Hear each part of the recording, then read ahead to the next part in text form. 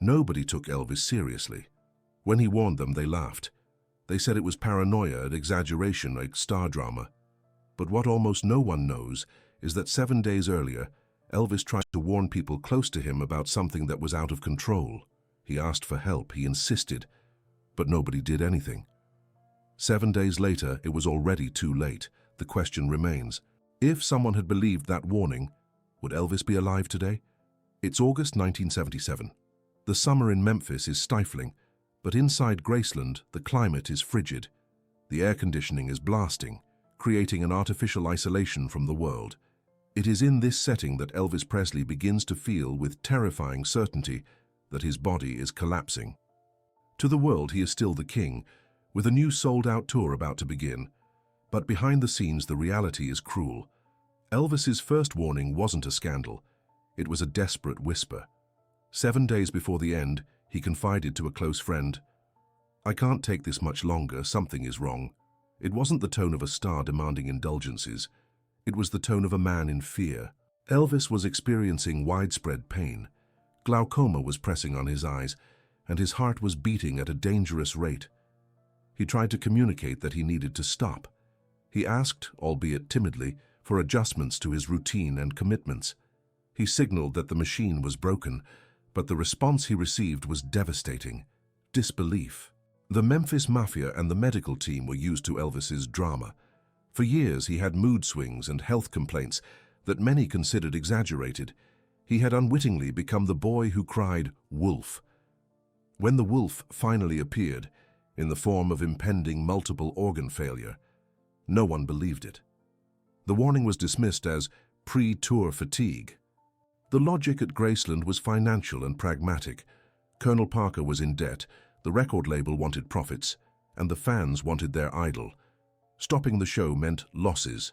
So, instead of an ambulance or a drastic break, they offered Elvis the usual solution: more sleeping pills, more stimulants to wake him up, and empty words of encouragement.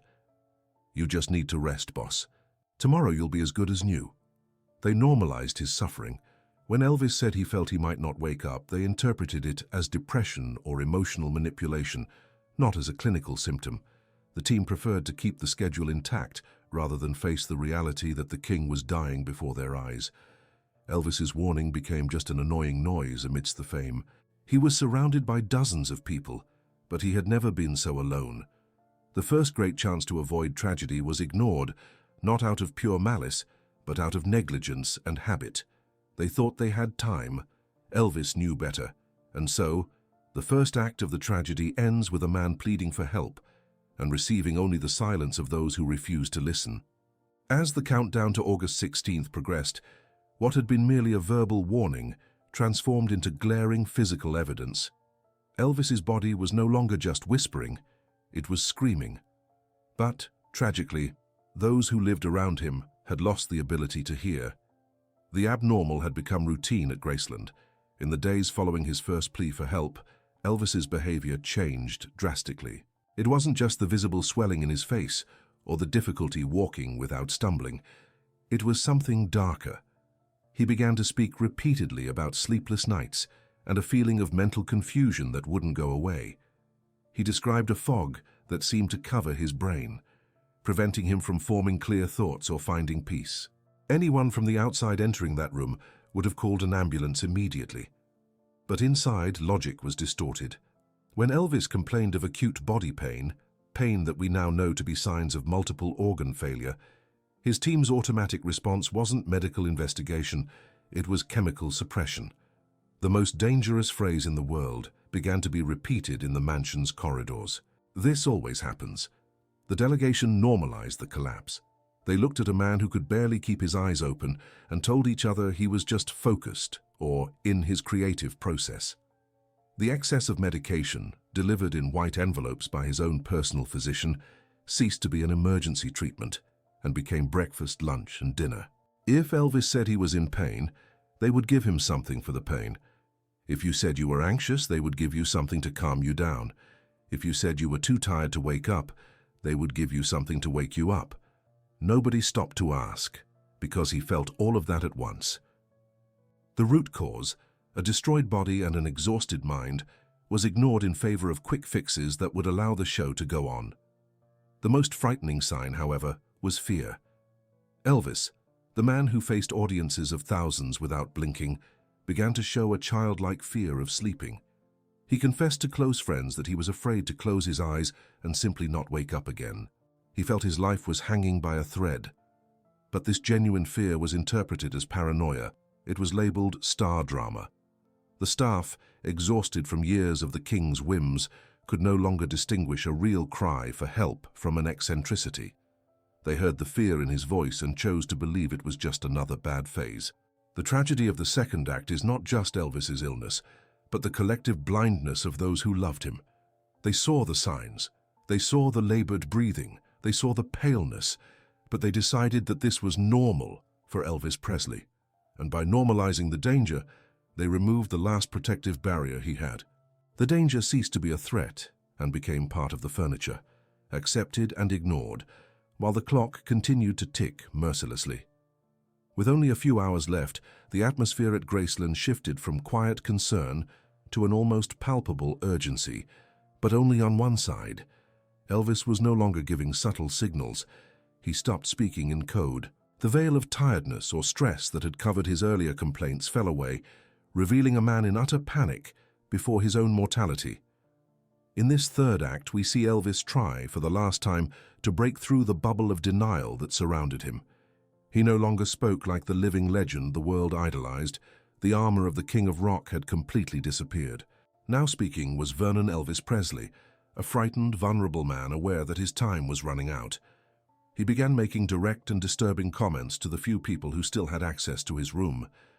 In a conversation with Billy Smith, his cousin and closest confidant, Elvis expressed a premonitory feeling that would chill the blood of anyone who was actually listening. He said he felt that something serious was about to happen, not in the distant future, but now. He didn't use metaphors. He spoke about the physical limits of his heart and mind. Elvis even verbalized his desire to step away. He spoke of canceling commitments, of escaping that people-grinding machine that was his career at that moment. He suggested with rare clarity that he needed serious medical help. Not the packets of pills he received daily, but a hospital, real treatment, a break to detox. But the response he received was, once again, inertia. The people around him were so conditioned to keep the machine running that they didn't know how to brake. When he asked to stop, he was advised to take a break. When he spoke of fear, they said it was just anxiety about the new tour that was about to begin in Portland. The technical crew was already shipping equipment.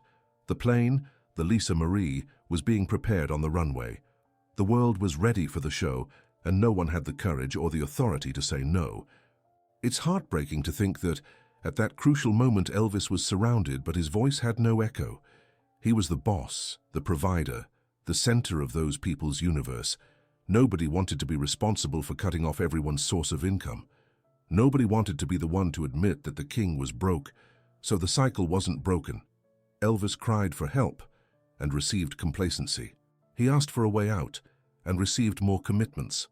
The final warning sounded loud and clear within the padded walls of his room, but it died right there, suffocated by convenience and denial. He tried calling distant friends. He tried seeking comfort in the Bible. He tried finding an anchor amidst the chemical and emotional storm ravaging his body. But the practical help, the emergency medical intervention that could have reversed the situation in the last 48 hours, never arrived. The cry for help was made. The message was sent. But the recipient, the people who could have acted, chose to file the message away as just another exaggeration. And so the last opportunity to save Elvis Presley vanished, leaving him alone to face the fate he himself had foreseen. The silence that gripped Graceland in recent days was not the absence of sound, but the absence of truth. It was a heavy silence, laden with tension, where the unspoken screamed louder than any word.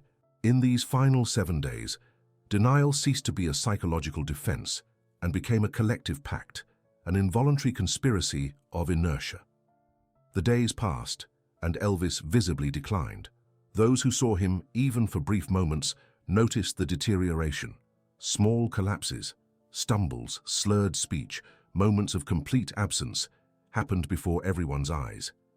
But instead of panic, the reaction was to look away. It was as if facing reality was too painful, so everyone tacitly agreed to pretend that nothing was happening. Elvis's isolation increased dramatically. He would spend hours, sometimes entire days, locked in his upstairs suite. Meals were left at the door or brought inside in silence. Human interaction, which could have served as a barometer for his critical state, was reduced to the bare minimum. The members of the Memphis Mafia and the domestic staff felt uneasy. There was a fear in the air, a static electricity that sent shivers down the spine. They whispered in corners, exchanging worried glances, but no one dared to step forward. The fear of confronting Elvis, the fear of confronting Colonel Parker, or simply the fear that the dream would end, paralyzed them all. Nobody wanted to be the bearer of bad news. Nobody wanted to be responsible for stopping the multi-million-dollar machine. "Let someone else do it," was the prevailing thought. "The doctor knows what he's doing," they repeated to themselves, washing their hands of moral responsibility. Elvis, for his part, seemed to be waiting. In his loneliness and confusion, he perhaps trusted that someone, his father, a friend, a doctor, would finally break protocol and intervene. He hoped that someone would love him enough to say, "Enough." But that intervention never came. He was surrounded by "yes, sir," when he desperately needed a "no." Each day lost in those final 7 days weighed like lead. Every hour without proper treatment, every extra dose of medication administered without rigorous supervision, pushed Elvis one step closer to the abyss. The collective denial created a vacuum where tragedy could comfortably take root. The warning he had given days before, that lucid cry for help, now seemed a distant memory muffled by the routine of the illness. Their fate was being sealed not by a single catastrophic event, but by a succession of omissions. The silence of the house, the refusal to see the obvious, transformed the warning into a self-fulfilling prophecy. They hoped the problem would disappear on its own, but what was about to disappear was the man who held their world together. August 16th dawned sweltering in Memphis, like so many other days, but inside Graceland, the clock of Elvis Presley's life had stopped. The silence of denial was suddenly broken by the chaos of despair. When his body was found in the bathroom of the master suite, the reality so carefully avoided for days, weeks, and years crashed down on everyone with the force of a tidal wave. At that moment, the music ended. There was no applause, no encore, only the frantic sound of paramedics, Ginger Alden's incredulous weeping, and Vernon Presley's paralyzing shock at seeing his son motionless. The illusion of immortality vanished instantly. The king was, after all, just a man, and he was gone. Suddenly, the warning from 7 days ago made terrible and painful sense. Elvis's words, "I can't hold on much longer. Something's breaking inside me," ceased to be mere noise and became sentences. Everyone who heard and ignored them, everyone who minimized and rationalized them, now carried the unbearable weight of those phrases. Elvis's exaggeration turned out to be the purest truth. The drama was, in reality, a clinical premonition. The routine of medication and isolation treated as normal proved fatal. The regret at Graceland wasn't just sadness, it was guilt. A collective and silent guilt that hung over the mansion. Isolated phrases uttered last week had taken on overwhelming gravity. "He seemed tired," someone recalled. "He said he was scared," another admitted. But now those observations were useless. Time, that resource everyone thought they had in abundance, had run out. Elvis's tragedy was no bolt from the blue. It wasn't sudden, though the world felt the shock as if it were. It was foretold. It was built brick by brick, omission by omission, silence by silence. 7 crucial days were wasted in a macabre dance of denial. If only one person had had the courage to break protocol, to stop the tour, to hospitalize the man instead of medicating the idol, the story might have been different. But no one acted. And now all that remained was too late. The news spread around the world, devastating millions of fans. But the real devastation was in the hearts of those who knew they could have done something. Elvis wasn't heard when his voice could still have saved his life. The warning that no one believed went down in history not as a medical footnote, but as the tragic epitaph of a legend. He tried to tell us, He tried to stop, but the machine only stopped when he stopped forever. And the question that echoes to this day, haunting the memory of that August of 1977, remains unanswered. What if we had believed him?